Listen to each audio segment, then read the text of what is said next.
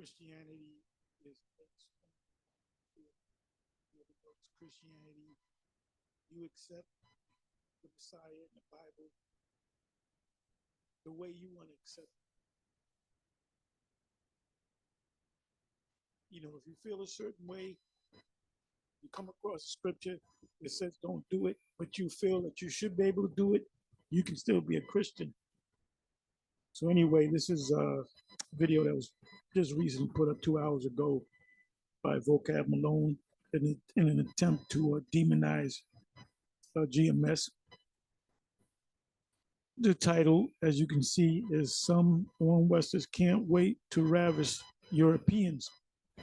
And that's, he used the word "can't wait to ravish Europeans" because right around here, he says that when you watch his whole video, he says that this is something that GMS teaches, but the other camps are totally against it. But he says that pretty much, I'm putting words in his mouth, I'm merely paraphrasing, they did teach it back in the 90s. So he put up a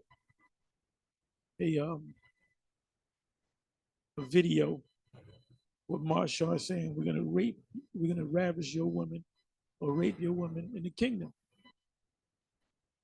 which is no big deal. Now, when you go into the law, Moses told the warriors of Israel when they took down the Midianites, he told them to kill all the men, kill all the married women, kill all the boys, and save the little girls for yourself. What do you think Moses meant when he said that? You can read Numbers, the 31st chapter. And that was also considered booty, spoils. Part of the spoils of war are the women. It also gives you another law. When you see a woman that you desire in battle, you're fighting against that particular nation, that you're not supposed to just rape her in the field. You're supposed to take her home, let her mourn a month or 30 days for her parents. Don't deal with her, and cut her hair and pare her nails. And after that 30-day period, you can go in unto her, whether she likes it or not, and she will become your wife. So did we have wives of the other nations? Yes, we did. But we call them concubines. They would be considered secondary wives. The word ayasha is a Hebrew word for wife, which is the masculine way of saying man, which is ayash. Ayash is man in the Hebrew, and ayasha is the feminine form of man, which is a woman. So when we took down nations, we also took the spoil, and part of the spoil with a woman. The only time the Most High said, do not take their woman, is when the Most High commanded us to take the land of Canaan. If you read Deuteronomy chapter 7, the whole chapter, the whole chapter, really. It says, don't deal with any of the women, don't have your sons marry their daughters, vice versa. Just utterly did take them down. Now, in the case of the Midianites, he said, kill the men. I'm going to say it again. Slaughter the men, slaughter the women, the married woman, slaughter the boys, and keep alive the girls, the young girls that were not married as of yet. And then when they reach puberty, which could be 11, 12 years old, you can wait until 13, and then you can lie with them and even have children with them. So, this is why Christians can't understand this, because they're caught up in their emotions. And these other camps that can't see it, they can't see it because they don't want to see it, because they are also caught up in their emotions. All of a sudden they don't know Hebrew. You know, oh, you're breaking it down wrong, but they won't go into it. So I'm gonna do this. I'm gonna go into the now with. Let me come back over here. Let me come back over here. Let me come back over here because vocab explained it somewhat, and he also explains polite. He says polite, ironically, is being charged with the rape of an assault of a 14-year-old girl, which is one of his women or wives' daughters. And in the evidence, they say that his sperm is on that woman's clothing, whether it's a dress, pantsuit, or whatever. So, here this man calling himself exposing us. He didn't expose us. We told the truth. He asked us a question pursuant to the scriptures. What does the Bible say about it? We told him the truth. We didn't get emotional. But I'm just trying to find a part where I'm gonna have to jump around.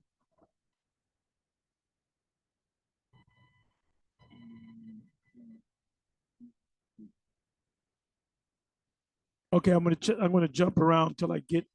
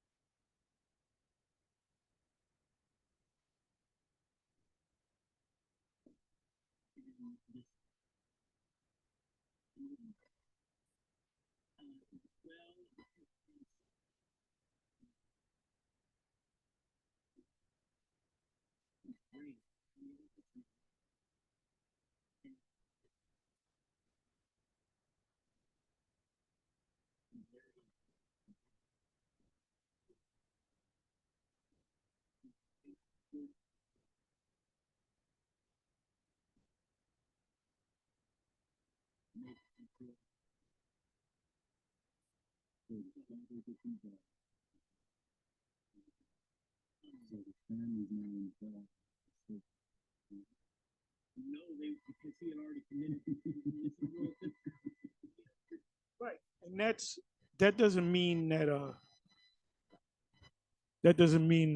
man is with another man as a friend and he sees a daughter and he says, "Oh, I like your daughter. I'm going to rape her." That's not going to happen. What this is talking about, if a man sees a woman, this is not an everyday occurrence. This is not a spectator sport. This is not a sport. You had certain men that saw a woman that couldn't help themselves and took the woman and lay with the woman and forced her to have sex. Now, it says if the woman's engaged, he's to be put to death. And she's to be put to death if she does not scream. If she screams, she was not with it. He was the one that got put to death. If a woman is married, you got an engaged woman and you have a married woman. Some man grabs her, she screams, the man gets put to death. An Israelite man comes across an Israelite woman that is not engaged or married, and he takes her by force, then he has a responsibility to take that woman, and that woman is to be with that man, for life. He can't put that woman away. So you would have to think about it. Would be stupid if you just wanted to commit that act and you really don't like the girl because you're committed. You give the father 50 shekels of silver and you take that woman in, and that's your responsibility now. It didn't. Now, I mentioned the part of the scripture in Deuteronomy 22 where they put to death, the man's put to death, if he commits the act of rape with a engaged woman or a married woman. But if the woman is not engaged or married, then if he takes the woman by force, the act of rape, as we use that term today, he is to give the damsel or the girl's father 50 shekels of silver, and that he takes the woman, and I'm saying this a second time, and that he can't put the woman away. So this is what this is what we explain to Polite, and then eventually he saw it, and he confronted the head of Sakari. They were both in the West Coast. I don't know if they were in a hotel or one of their houses or whatever the case may be. It was on a big couch. I believe it was a white couch. And he actually went into the Hebrew, and the head of Sakari said that that's not talking about that. That's an old video. We're talking about 2013 when Polite had rolled up on us with Sonetta. So let's listen. So I just explained it, and then we did videos. There was everybody got all emotional, especially these other former One West camps, and we did videos on it to explain it. But you can't see it if you're caught up in your emotions. You can't turn into a Christian, man. You claiming that you're a Hebrew Israelite and this, that, and the third, and, keep the laws, and then you flake when this law comes out, because you don't, like I said, all of a sudden you don't know the Hebrew. That doesn't really mean that. You sounded like a Christian. Oh, the law is done away with. So let's listen to a little bit more. I'm not going to stay long on this. We already committed the act, and so in that instance, now it doesn't say that the woman is supposed to marry him. It's not encouraging for rape, because in certain sections in the Bible, other ones, you have it as punishment is death for the rape. So this is the way. If she's engaged to be married or she is married. If she's not engaged to be married or married, and a man grabs her up, the penalty is 50 shekels to the father, and he is to take that woman in for life. No, there's no social security, that. So it's a way, if you do this, you're also responsible. So like Con and Christ mentions, hey, thank you for bringing that up. This is in the Bible, very important. Con and Christ, unless she's betrothed, then it's the death penalty, which is right, which is correct. This is a smart Christian, but he should have said betrothed or married. Unless she's betrothed, then it's a death penalty. If she's married, then it's death penalty. So this is an unmarried virgin. And just so you know, this is GMS, not hardly any of the good religions teach. But it was interesting when this book gets shown, does go back to this into distance and so. Let me go to the part where he goes to. This is called a discussion, by the way. Let me go to King Mashar. And this was it's still controversial. Like I said, you can't get into understand these scriptures if you are emotional. Okay, it's right here. Mashah was designated as being King David reincarnated. And I think what he says here in this clip is there's one thing mighty you can do. Listen to Mashah, one of the 7 heads of the Lord. But there's one thing why you forgot.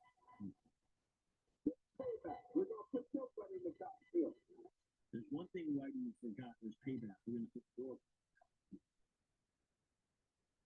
So slavery is not wrong. It's just who's doing it. You see what I'm saying? That's kind of the implication.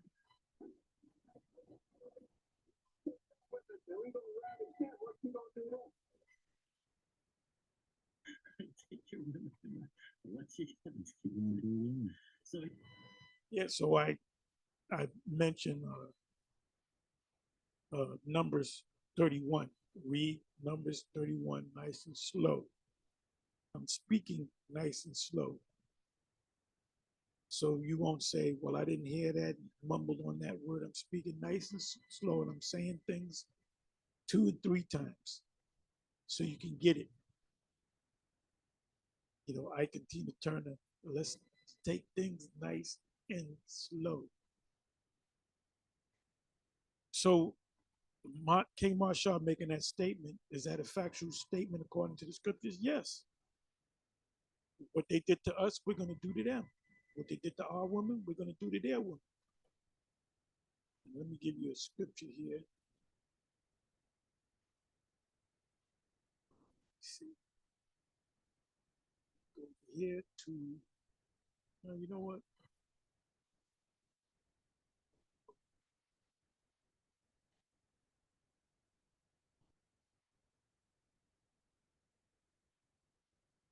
We're going to go to Zechariah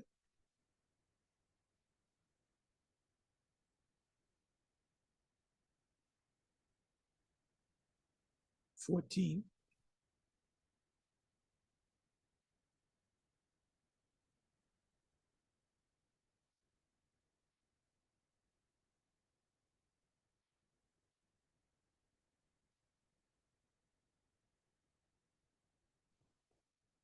Okay, Zechariah 14 and 1. The Most High will battle Jerusalem's foes. This is in also in Ezekiel 38. It says 39, Mark 13, Revelation 20 to 22. Yeah, right. Revelation 20, verse 7. It speaks about God and Magog. It speaks about although it doesn't mention the valley of Jehoshaphat, it speaks about that same thing, the valley of Jehoshaphat. So let's read this. It says, behold, the day of the Lord cometh. What is the day of the Lord? That's the time of Jacob's trouble. That's when the destruction comes. That's when the deliverance comes. Cometh, and thy spoil shall be divided in the midst of thee. For I will gather all nations against Jerusalem. That's also in Revelation. Matter of fact, let's get that. Let's go ahead and get that. Let me slide this over here.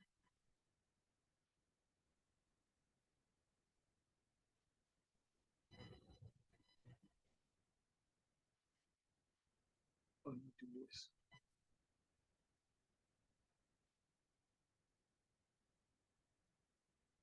Let's go to Revelation.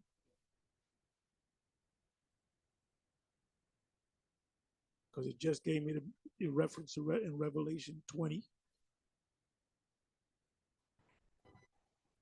and verse 7.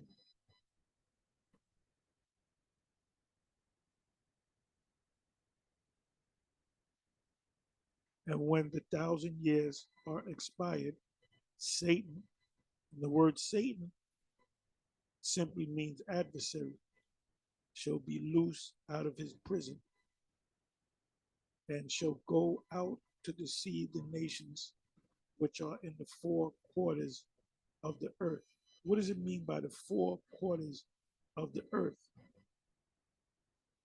It means, matter of fact, let me do this.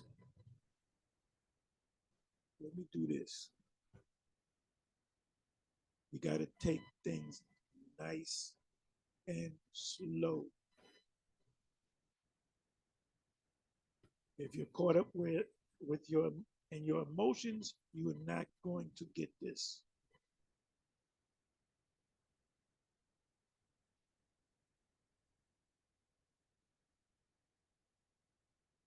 Okay.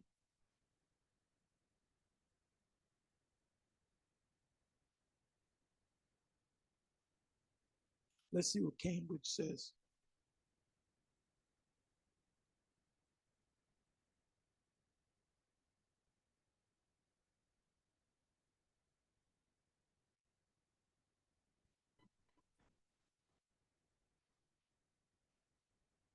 They're not telling me that because I wanted the 4 quarters. Let's try another translation. Matter of fact, let me do this. Let me take the word quarters.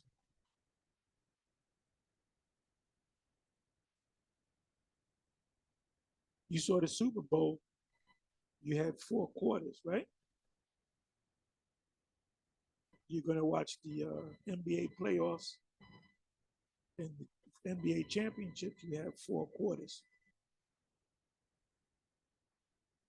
Okay, do this. Let's see how many times the word quarters pop up.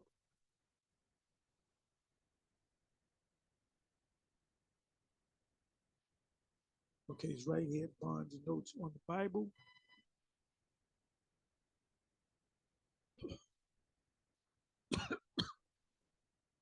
Right here, which are in the 4 quarters of the earth, literally corners of the earth, as if the earth were one extended square plane. Earth is usually spoken of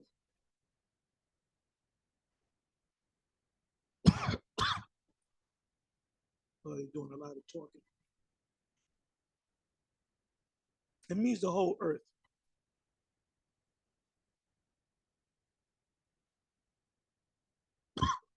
Excuse me. Got a piece of clove stuck down my throat. Excuse me.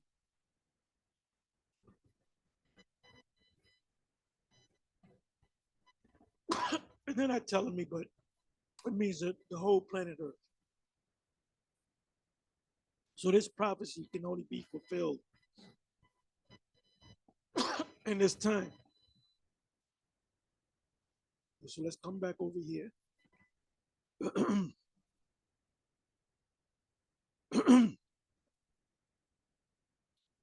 For I will gather all nations against Jerusalem to battle, and the city shall be taken, and the houses rifled, and the women ravished. Our women will be ravished.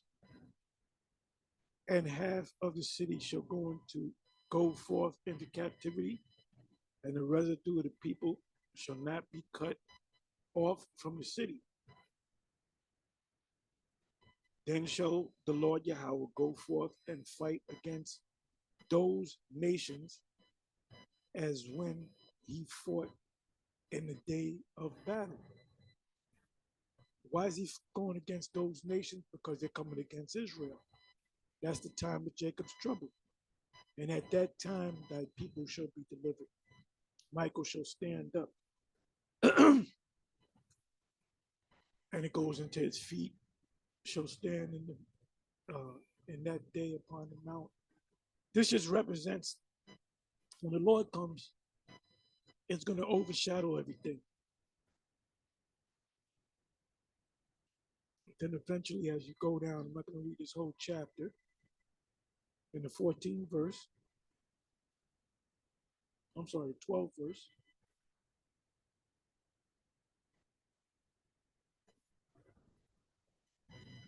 and this shall be the plague wherewith the Lord will smite all the people that have fought against Jerusalem. But you go back to the first couple of verses. Their flesh shall consume away while they stand upon their feet, and their eyes shall consume away in their holes, and their tongue shall consume away in their mouth.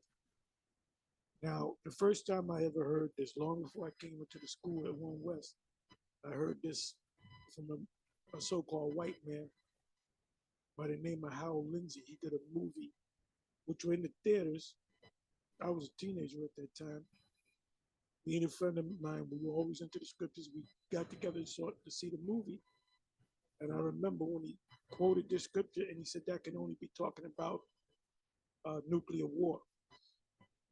You can watch the video yourself. The whole movie, it's on YouTube. Okay, so this is what I'm gonna do. I'm gonna see what the commentators say.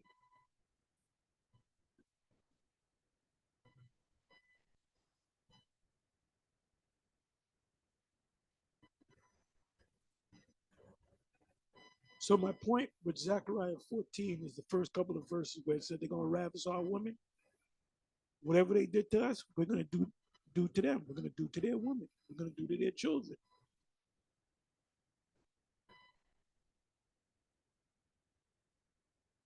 Thou shalt have a wife and another man shall lie with her.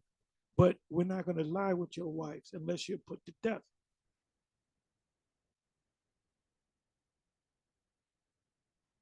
Zechariah 14 and 12. Let's see what Cambridge has to say. Their flesh should, their flesh, his flesh, i.e., the flesh of each one of them, and so his eyes, his tongue, though this, though to show that the plague is at once individual and universal, it is at the end of the verse in their mouths, or in their mouth, while they stand upon their feet. There's a famous scene in the Terminator series. I think it's the second uh, installment where Sarah Connor's standing by a fence with a nurse. Looks like a nurse's outfit on. And she's looking at kids playing, and she sees a smoke of fire come towards her, and she had a dream, and she saw the flesh, the eyes, the mouth, the hair melting off of her body, and there's a skeleton of her holding the fence. And she woke up from the dream, and he's standing upon the feet. The plague comes upon them in a moment, 1 hour, Revelation 9, as they stand in serried ranks before the holy city. Appalling, horrible picture, standing on their feet, yet their flesh moldering away as in a graveyard, their their sightless balls decaying in their holes, the tongue putrefying in their mouths, a disgust to themselves and to others, whatever that means. Poussey, I guess that's an author. But they're not going to say it's a nuclear destruction. The destruction of hostile nations, the deliverance and prosperity of Jerusalem, terrible plague sent upon those who fought against her, Zechariah 14 and 12. It starts at 1, and by a panic which shall cause them to slay one another. They're not going to say anything about nuclear destruction, but Howell Lindsey did. And it made all the sense in the world.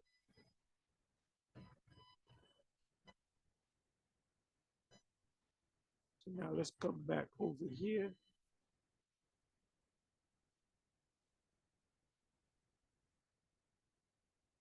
Let's deal with the word ravished.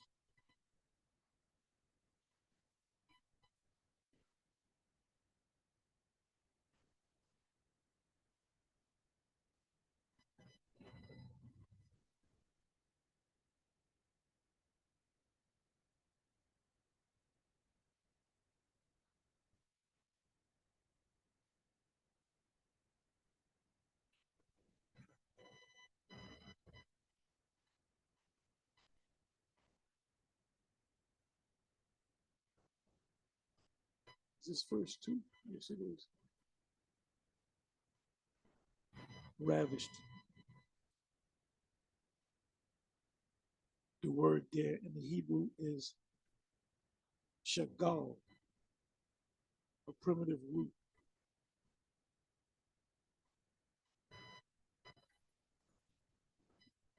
To violate, ravish, to violate, ravish, to be ravished, to be ravished.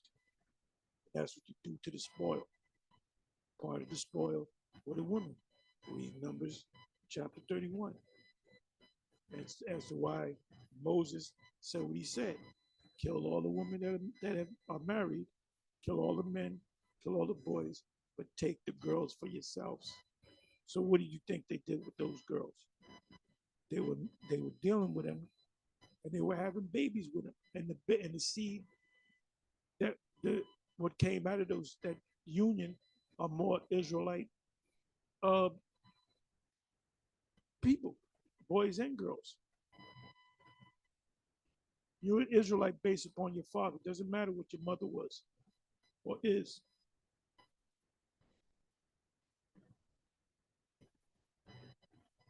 So King Marshall made the statement, you did that to our woman, we're going to do that to your woman. Deuteronomy 28:30, thou shalt betroth a wife, and another man shall lie with her. Now, we're not going to do that. We're not going to lay with a woman while the man's still alive. But if the man should happen to die, or if he has daughters, we can deal with them. Isaiah 13:16. Their children also shall be dashed to pieces. This is talking about the same scenario as Zechariah 14. Their Daniel 12. Their children also shall be dashed to pieces before their eyes. Their houses shall be spoiled, and their what? And their wives ravaged, only when the man is put to death. Only when the husband is put to death. You cannot lay with another man's wife, even though it's of another nation. Oh, well, he's of another. That Edomite, I lay with his wife because they're of another nation. No, you're still breaking the law. You can't just go out and just kill an Edomite. That's against the law of the Most High. The only justification in you killing somebody is in the midst of war or defending yourself or him breaking the law, Israelite breaking the law unto death. It says Jeremiah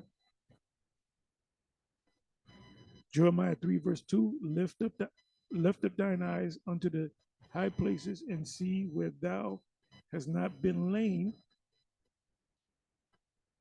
or ravished. Like ravish also can mean rape. Like there's a book, I believe it's a book called The Rape of Justice. You know, when you take over another country, they also call it raping that country. Because what do? You take the spoil from that country. It said, lift up thine eyes unto the high places and see where thou hast not been laid, where thou hast not been taken advantage of, raped, ripped off with, and the ways have, and in the ways has thou set for themselves as the Arabian in the wilderness, and thou hast polluted the land with thy whoredoms and with thy wickedness. So they raped the land. They dirtied the land with their wickedness, with their sins. And then we come back to Zechariah 14 and 12. So payback is a bitch. That's why you're going into captivity. That's why your women are going to be ravished. Your daughters are going to be ravished. And we're going to have the pick of the litter, so to speak. We're going to say, we want, the concubines. Okay, I want that one over there. I want those three over there. And then you're going to say, are they sisters? Yeah, they're sisters. Okay, well, not scratch that. Let's go to this woman over here, this young little girl that's looked like she's about 11 years old. And that's how it's going to be. That's what they did in the Arab world. Among the Africans, they do that today. Among the Arabs, they do that today. See, these guys, vocab, and these American Christians, They're not from the ancient world. When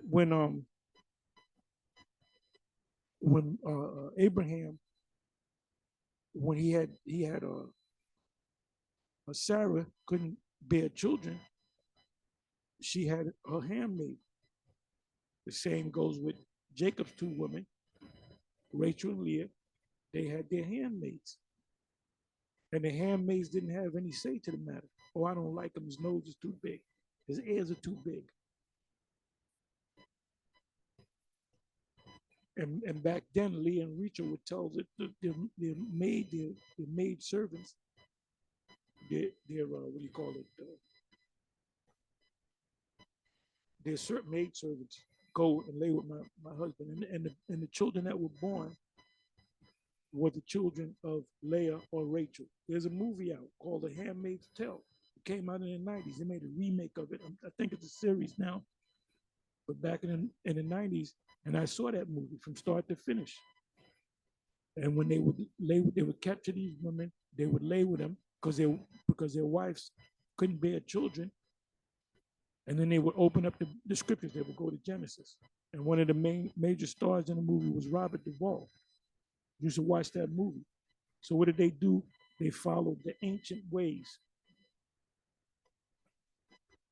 So our kingdom is going to be likened unto an ancient kingdom, but the difference is we're going to have this new technology, spiritual power. Anyway, with that, I'm going to say shalom.